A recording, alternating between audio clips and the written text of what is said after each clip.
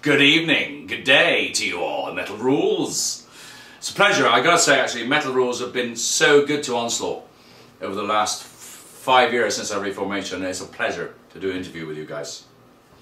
Great. So this is a pretty intense tour you guys are on. 21 shows in 21 days. This is day 17. How's it been going so far? Are we day 17, are we? I believe so, from what I looked at. It's been pretty intense, but we've survived. We've survived. It's yeah, we kicked off in Seattle, in Washington State, down through California, Arizona, Texas, back up through St. Louis, Chicago, and up on the lakes, and then now here we are in Montreal this evening. Amazing show, amazing. It's been very intense. When we got the initial date through for the tour, I was stunned. Like, oh my goodness, because I've actually celebrated a big birthday on this tour. I turned 50 in Chicago. Congratulations. And yeah, so I was thinking 50 years old, doing 21 shows in 21 days with some big drives. We're talking 10, 12-hour drives as well. It's been pretty tiring, but yeah, nights like tonight in Montreal make it all worthwhile. So how was the show tonight in Montreal? Amazing, absolutely amazing.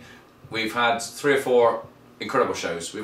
Most of the shows have been great, but we've had 3 or 4 incredible shows across the States. LA was the first one, that was incredible. Texas, El Paso in Texas, whew, that was pretty crazy. Chicago on my birthday, special birthday, that was incredible. But tonight, I think Montreal, the Canadians really proved themselves as being probably the ultimate metal fans in North America, man. It's amazing. It is very good. There were legs and arms and legs flailing through the whole show. It was great. So you say you're surviving this tour. I can't help but notice there's something wrong with your finger. I did this prior to coming away. I did this at home, unfortunately. Doesn't have a true metal story to it? Unfortunately not, no. DIY. Okay. Home repairs. I was, we had some winds a few months ago at home, and the fence came down. You know, stuff you've got to do in normal, everyday life. So the wife said, before you go away, can you just fix the fence? I think, okay, yeah, no problem. Fence panels are all there, fence posts. Start to take out the concrete, and sort of got my finger caught between the hammer and the chisel, and ended up having to have an operation put out. I was under general anaesthetic to insert these babies in there, and I can't bend it more than that. But they come out the day after I get home, so I'm quite pleased with that. Good thing you don't play an instrument. Yeah, I think the tour would have been exactly blown out if we had done that. So, I hear this is your first time in Canada and North America. It is indeed. It's a long time coming. Back in the 80s, with the band, we wanted to come here so desperately. I mean, we used to get so much fan mail. I mean, yeah, and I've got a pile of fan mail still, even now. It's like 3 or 4 big boxes of fan mail from North America and Canada. And but I think costs back then, in those days, the record company weren't really prepared to sort of help us out. So yeah, it's been a long time coming, and I gotta say, our record company have been fantastic. They've been absolutely amazing. They've really helped us out with this tour. The promotion has been amazing. So yeah, here we are, first time. Speaking of the record company, you're now on AFM. We are, yes. And that's been going well? Very well, yeah. They've been very supportive. When the album came out, the previous label were very good, but they hit a limit, and that was it. They weren't really interested in pushing the album anymore. But AFM, we signed a 1 album deal with Candlelight. AFM sort of snapped us. They were aware that the deal was up, so they snapped us up and said, we're going to give you a 100% backing. They've been phenomenal, absolutely phenomenal. All right, the set list tonight.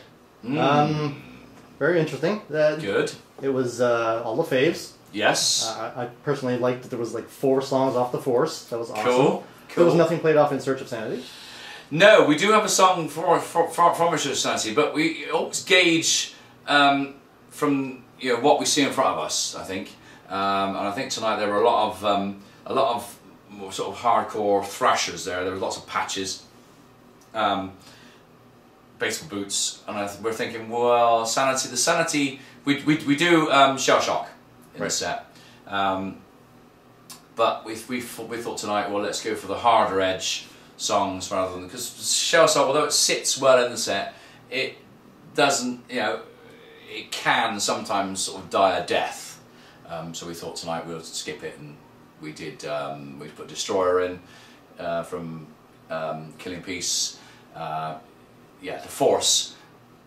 Before we came over, we had lots of requests, as you do, you know, through Facebook, blah blah blah, and it was like, I hope you guys are going to play The Force in its entirety. It's like, okay, right. We had 2 weeks before the tour. Mike only knows what we know from The Force, so it was going to be difficult for us to get the rest of the songs together. Maybe next time, but of course we're promoting the new album. So yeah, I think we've got a good balance in there. We got the classics in there. We got Metal Forces in there, Let There Be Death, Fight with the Beast, Demoniac. That was it, I think, tonight. 4 songs, yeah, 4 songs. So it's a good balance. Hour and 20-minute set. You've got to balance out. And I did notice that tonight there was a lot of really good reaction towards the new songs. It seemed that the crowd was a little younger, so they might even know the new material better than it was the same last night in Toronto, actually. Yeah, there were like guys in the front last night, and I started to introduce a song, and he was like mouthing with me. He's like, how did you know what I was saying at the start of the song, man? And I stopped and made me laugh. But yeah, it was incredible. You know, we kick off the set with Killing Peace. Second, I was Born for War, and they're punching the air from the chorus. Born for War. It was amazing, absolutely amazing. Sounds of Violence, I just let them sing. It's like, yeah, you guys can sing it. So there are certain songs that you have to play live, right? Absolutely, yeah. Like your encores tonight. We've got From Power from Hell. Of course, yeah. There are songs. Let There Be Death, obviously, is a favourite. Metal Forces, Fight with the Beast. I mean, those songs are pretty much.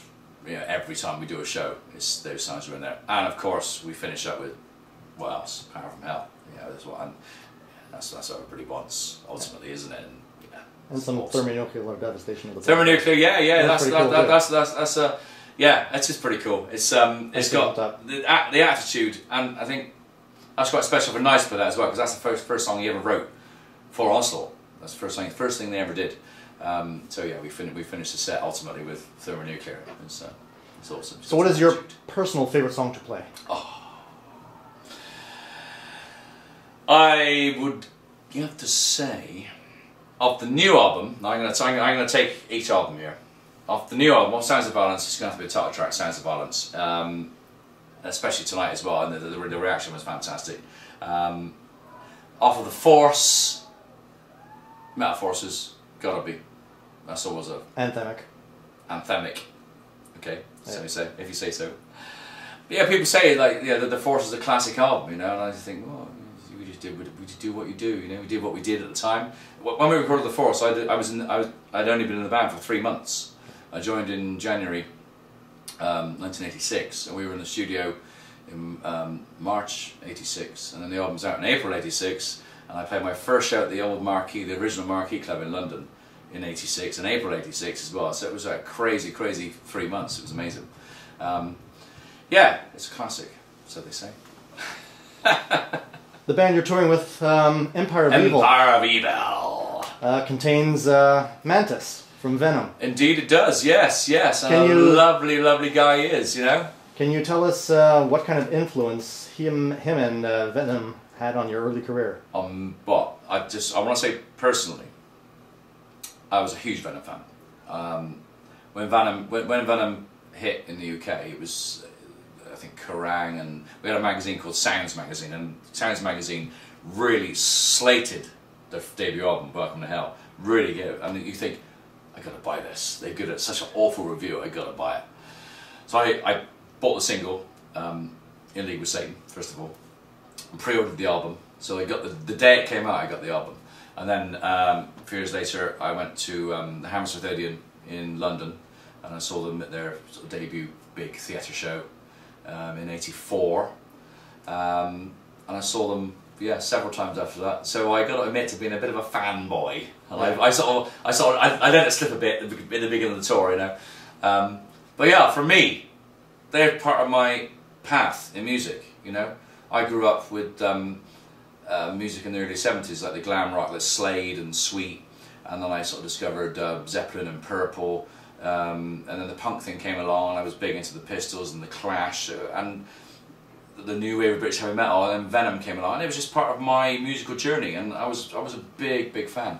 And we actually share the same management now. So when our management said, you know, how do you feel about Empire of Evil playing with you, Mantis, the Demolition Man of course as well, and it was supposed to be Anton, it would have been 3 ex-Venom members, right. More Venom than Venom. Yeah.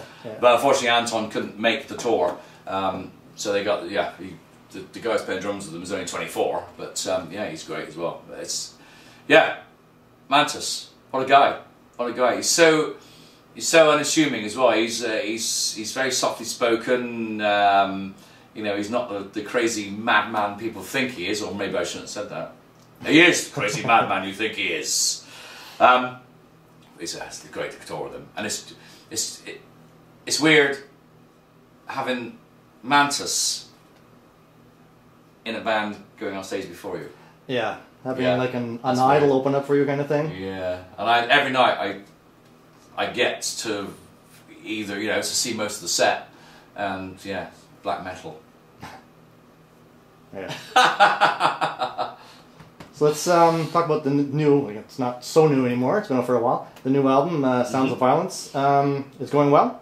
Very well, yeah, very well. AFM give it a good push initially. We had some great reviews here in America and Canada. And yeah, I think this is just the beginning for Onslaught. The next album is in progress already.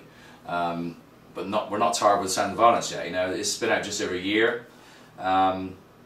We did some amazing shows. We got some great response to them. We had some amazing reviews. American and Canadian radio played it to death. You know, we were getting so many messages. I think I did when just prior to the album coming out. Usually do radio IDs. I had 180 radio IDs come through. Sy, can you do these IDs? Yeah, fine, okay, send them through. The list was like, when do you want these? When do you want these? Oh, end of the week. I said, whoa. So I lost my voice. I did 180 in the space of about a week and a half, and it was like, yeah, it was hard work. But that was the response, you know. We've never done that before with any album. And yeah, what we should have done though, we should have realised, I think, that maybe we should have come to North America first, whereas we did the European tour, which was very, very good, but we didn't get the initial response like, you know, we got from the radio stations. Then we did South America at the sort of tail end of last year, and then at the same time this was being arranged here. But so I think next time, 2013, we'll be here first. Okay. How did the collaboration come about with Tom Angel Ripper and Phil Campbell on the album? Well, Phil Campbell, we've go back a long way. We toured with Motorhead in '87 in Europe. An experience, let me tell you, an experience. I actually celebrated my 25th birthday on that tour. It was an eye opener. Touring with Motorhead, everything's true. Whatever you hear, everything's true. So, as it happens, Jeff, our bass player, works in a music store, or runs a music store, and Phil Campbell's son does occasional days in there, and Jeff was in there one day and he said, you know, how about asking your dad? Would he? We were thinking, well, maybe we could have fun with a song. We sort of said, well, let's have some fun with the Motorhead song, and then so Jeff sort of contacted Phil again through his son, and he said, yeah, absolutely.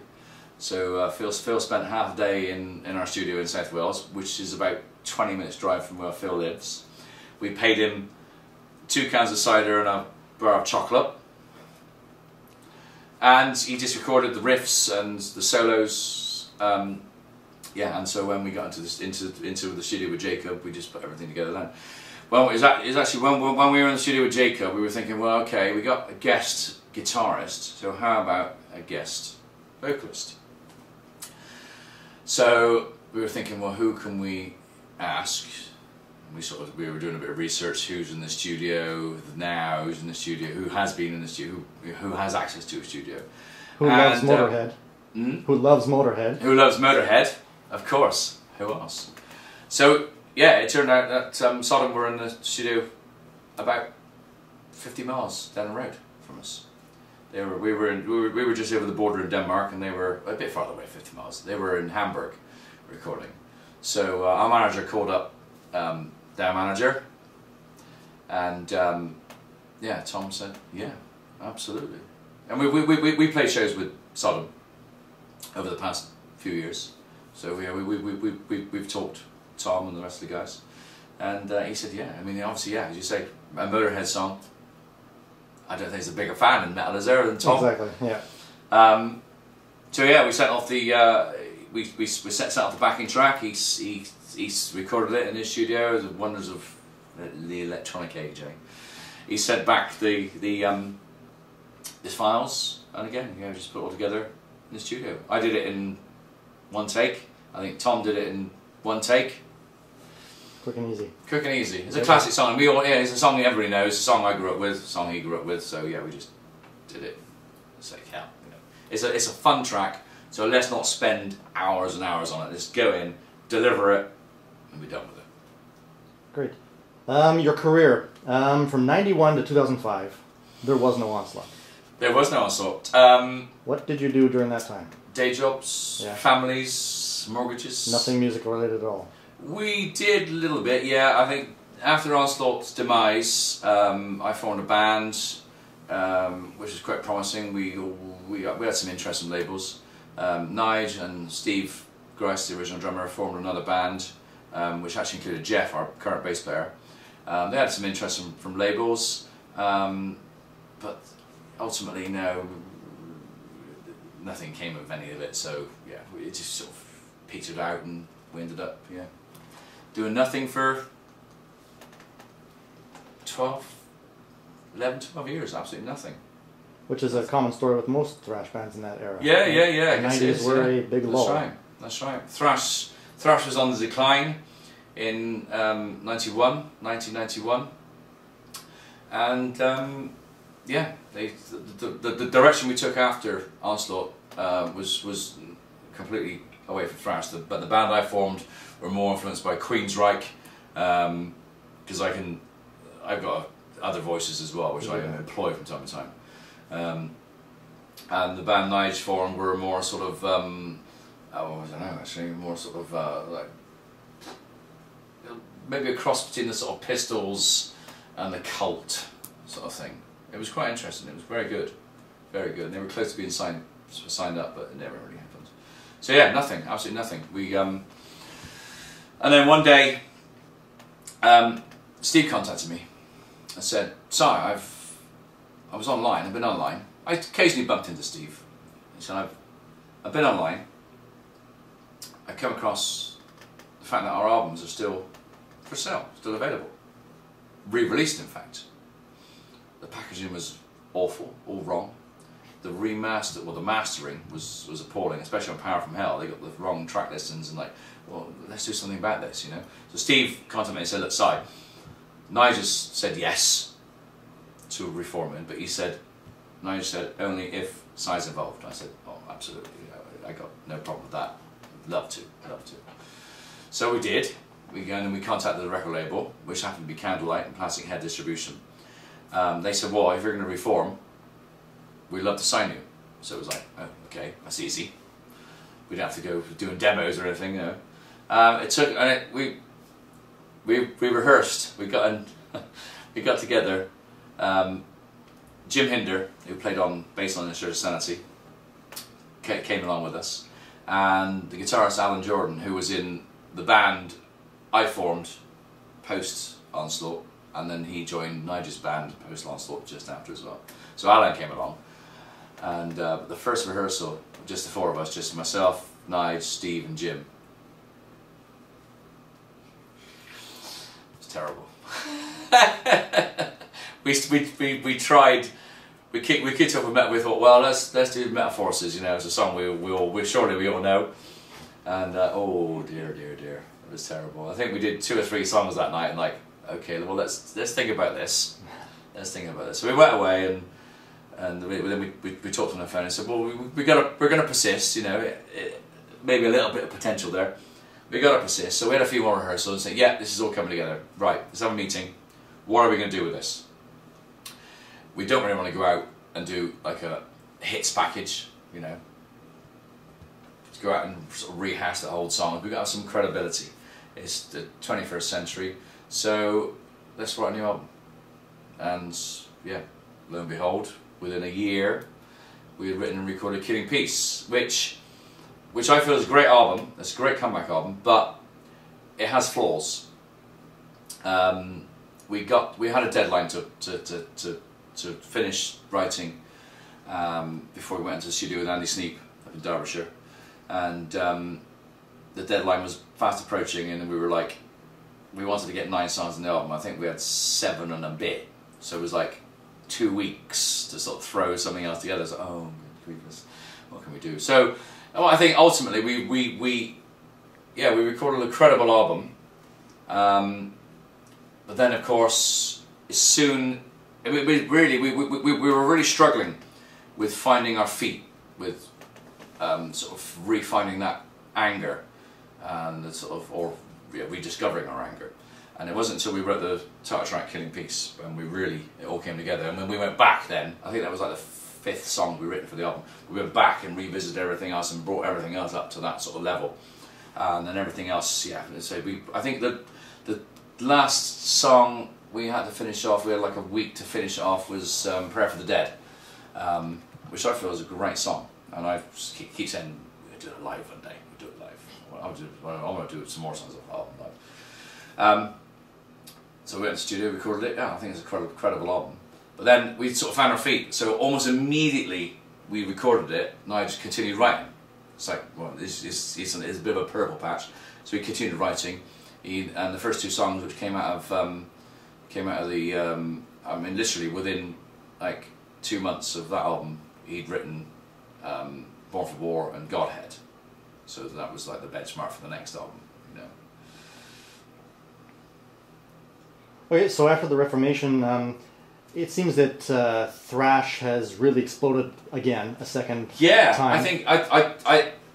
I think we were the right place at the right time this time.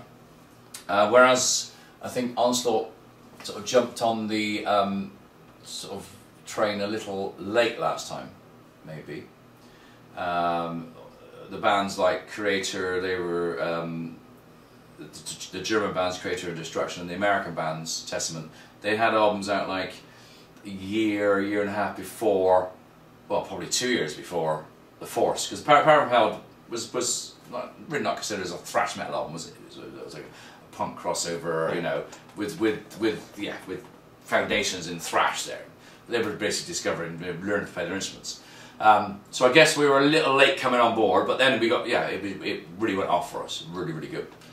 We never hit the peak that the American bands did. I remember in a magazine, I think it was Kerrang, which you may have probably heard of, most of you have heard of. Oh yeah.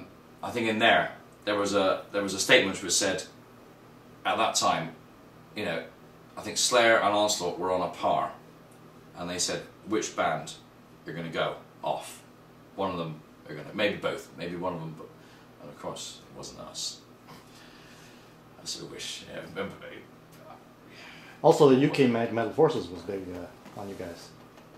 The UK magazine Metal Forces, yeah. Well, that's why we wrote that song. Yeah, they had. Well, you wrote it specifically. Well, about specifically, it was like Metal Forces. That was a great magazine. The Metal Forces, I mean the worldwide, as I say in the introduction of the song, you know, we are a brotherhood of metal, the Metal Forces. So aside from the early days, the 80s with the golden age of thrash, and now its resurgence, which era do you think is stronger? Do you think thrash is now back in a stronger way than it was? Thrash is definitely stronger now, yeah. Everybody's got a defined direction, I think. I really think that the younger bands, and this isn't dissing the younger bands, but I think they need to find their own identity. A lot of the younger bands are sounding like 80s thrash bands, you know, they're sort of rehashing Exodus riffs. Maybe some people say we are, but I think also to my ears, you know, there's like 3 main areas, maybe 4 main areas for thrash. There's a German influence with your Destruction and Sodom. They sound so Teutonic, you know. You've got the Bay Area, your Testaments, Exodus. You've got your New York, which is more probably sort of crossover, obviously Anthrax. They've got the defined sound. And I think in the UK we've got it. I think Onslaught have got a defined UK thrash. Okay, that leads to my next couple of questions here. Back in the day, there was a pretty good UK thrash scene. There was like Reanimator, Eccentric, Slammer, Damn, Deathwish, Virus. These guys are all gone now, and you guys are still around. Why are you guys still around? Because when we reformed, we got old scores to settle. With the whole episode with Search Sanity, Nige felt that because of my sort of dismissal from the band by the record company, that's another story. Fairly well told, I think. Yeah, fairly well told. We had old scores to settle. So yeah, we were determined to be credible. Some of the other bands have reformed. Zentrix reformed for a short while. I think probably not in the same sort of, I don't know, Lawnmower Death. They reformed for a while. A little bit more sort of comedy. Sort of. Yeah. Sorry guys. I don't know. It's determination, and I think when we started writing, you know, we thought, well, this can work. This can work. And then when we got onto Sounds of Violence, it's like, yeah, this really can work. We can write songs together. We can deliver the songs in a way that, you know, we couldn't. And it annoys me because people say, oh, you don't sound like the Force anymore. Well, you know, we're 25 years older now. My voice has changed for the better, I think. And it's just, you just learn to play your instruments and learn to construct songs in a different manner, don't you? And another thing about the UK thrash, there was a documentary just being, I think it's being post-production right now. History of Time to Come. You involved in that at all? Yes, we are involved in that. Yeah. I think you would have to be, being we would have to be. Yeah, we did some interviews for that. I think he's hoping to get a general release for it. Whether that's going to happen, I mean, obviously, doing something like that may be difficult to get some sort of distribution deal. I think he's hoping to get like a premiere in a London cinema. I hope for him. I mean, he's done so well. He's really hard at this. I so hope it's all come together for him, and I hope it just doesn't go to DVD and sort of like get lost somewhere, you know. Pardon me. Because I think UK thrash made a big statement at the time, and yeah, bands like ourselves, I think we're continuing to make that statement and flying the flag for UK thrash. So a lot of other UK thrash bands have sort of tried to come back and gone. We got the youngsters, and was Eval, an awesome band, amazing band. Maybe a little bit too. Although the new album, I gotta say, the new album, I think they're finding their feet and they're finding their own direction when they've reformed. I mean, they were originally a Metallica covers band, and I think the influences of Metallica and the Exodus were a bit strong. And I think now they're finding their own direction. Their last album, Five Serpents' Teeth, is excellent. I really rate that album. Really rate it. And a band like Savage Messiah. Savage Messiah, yeah, very good. We've got, I'd say we've got another band as well to look out for. Unsigned. We did a UK tour back in end of last summer, and we took a band out with us called Fallen Fate. They're from the northeast of England. Incredible, absolutely amazing band. Great songs, great players, great musicians, and they have got a bright future. Unfortunately, they haven't been snapped up at the moment. They haven't been taken on, because I think record companies are struggling right now. A lot of record companies are struggling, obviously, because of downloads. And I won't spend too long on this because I know people get bored with it. But ultimately, with downloading song, it's not necessarily the band who suffers; it's the record labels. It's for us. It's great. People hear the music. If they like it enough, go and buy the album. If you don't buy the album, then the record company are the ones who ultimately suffer. They can't invest in new talent. So it's really, yeah, it's really slowed down. And Fallen Fate have found that. They've approached companies and said, yes, we'd like to sign you, but right now it's a bit of a tough time. So there's one to look out for. Please check them out online somewhere. Fallen Fate. Okay. Also in the vein of upcoming, what is next for Onslaught? Next for Onslaught, we've got some summer festivals. Well, we get home next week. I'm going to spend a week on the sofa doing nothing, sat in front of the telly. And no more home repairs. Eating peanut butter sandwiches. No more home repairs. Oh no, not for a while anyway. We're writing. We're about probably halfway through musically for the new album, which is sounding amazing. I'm gonna say one track in particular is a departure is probably wrong. It's still faithfully Onslaught in what we do, but there's a slant on it. There's a bit of a outside influence on it, and it's going to be a masterpiece. It's a masterpiece. So we're writing. We've got summer festivals across Europe, and yeah, we're going to be busy. The plan is to get in the studio later this year. No rush. We're not going to set ourselves a deadline. When we're ready, we're ready. The plan is to get the next album out for April 2013. So hopefully looking to get in the studio for September, October. I think we've got a tour in Europe booking for August, September. So we could probably come straight off that tour and go into the studio and record the new Onslaught album. We've got a DVD to be released from this tour. We got a couple of shows we've filmed. We're doing some of our own footage in pink bedrooms.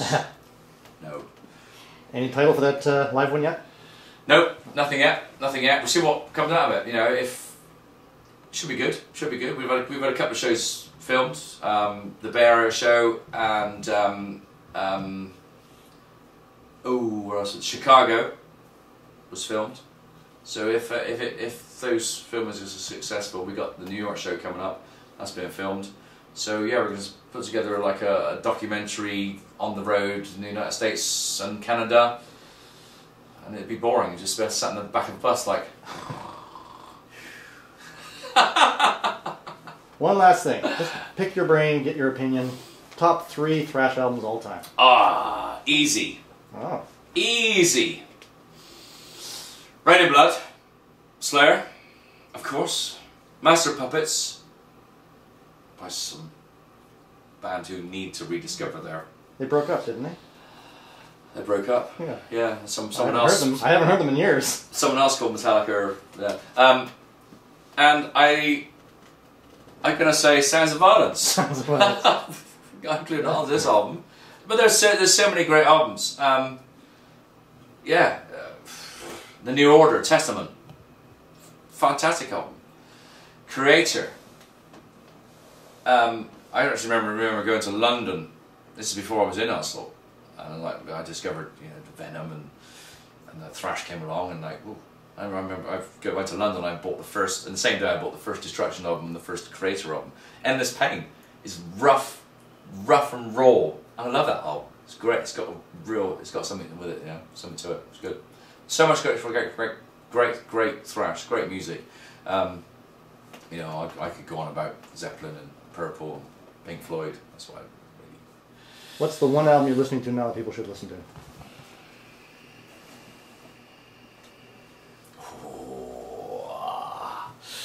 In the realm of metal, although some would say they're not anymore, Opeth, Heritage, amazing album.